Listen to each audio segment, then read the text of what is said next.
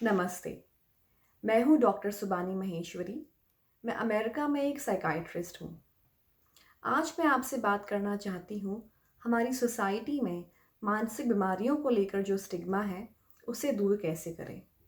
हम डिप्रेशन के बारे में भी बात करेंगे। काफ़ी लोग मानसिक बीमारियों को नज़रअंदाज करते हैं या ज़्यादा महत्व नहीं देते।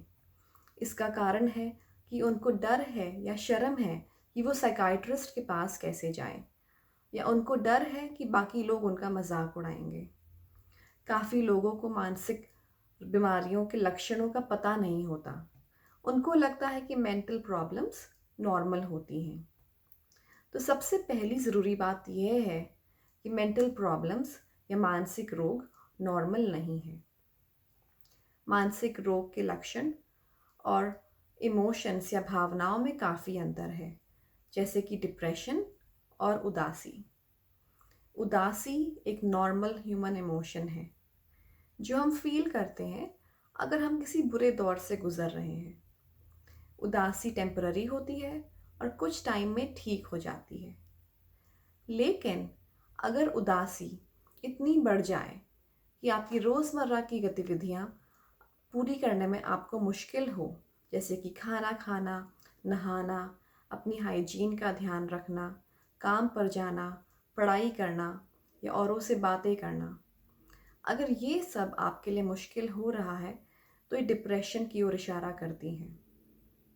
अगर उदासी इतनी बढ़ जाए कि अधिकांश समय आप नाखुश रहें तो ये भी डिप्रेशन की ओर इशारा करती हैं।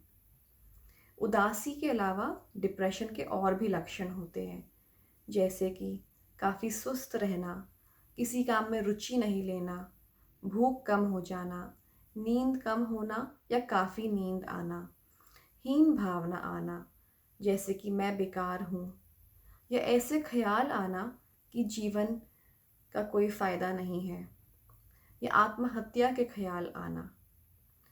ये सारे लक्षण अगर 2 हफ्तों से ज़्यादा आपको प्रभावित कर रहा है तो ये भी डिप्रेशन की ओर इशारा करते हैं।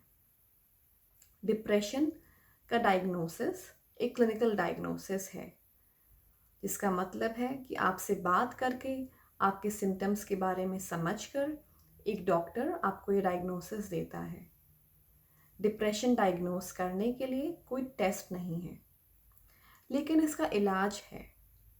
इसका इलाज काउंसलिंग या साइकोथेरेपी और दवाइयों के ज़रिए होता है। काउंसलिंग के ज़रिए एक थेरेपिस्ट या एक साइकाइट्रिस्ट आपको सलाह देता है कि स्ट्रेस या तनाव का सामना कैसे करें और अपनी सोच कैसे बदलें। डिप्रेशन की दवाइयों को हम एंटी डिप्रेसेंट्स कहते हैं, और एक डॉक्टर आपको बता सकता है कि कौन से ऑप्शंस आपके लिए बेहतर और सुरक्षित हैं। अगर आपको एंटी डिप्रेसेंट्स लेने की सलाह दी गई है तो इससे डरिए मत। अपने डॉक्टर से बात करिए। अगर आप डिप्रेस्ड फील कर रहे हैं या आप आत्महत्या के बारे में सोच रहे हैं तो मदद लीजिए। सुसाइड हेल्पलाइन पर फ़ोन करें। अपने परिवार वालों और फ्रेंड्स को बताएं ताकि वो आपकी मदद कर पाएं। अगर आप किसी को जानते हैं जो डिप्रेस्ड फील कर रहा है या उदास महसूस कर रहा है तो उनसे पूछिए कि आप उनकी मदद कैसे कर सकते हैं। डिप्रेशन का ट्रीटमेंट उतना ही ज़रूरी है जितना कि और बीमारियों का, जैसे कि डायबिटीज़ या हाई ब्लड प्रेशर। अपना ख्याल रखें और दूसरों का भी ख्याल रखें। एक दूसरे के लिए समय निकालें, एक दूसरे के साथ समय बिताएं। अपनी दिनचर्या अच्छी रखें, पौष्टिक आहार खाएं और नशे से दूर रहें। धन्यवाद।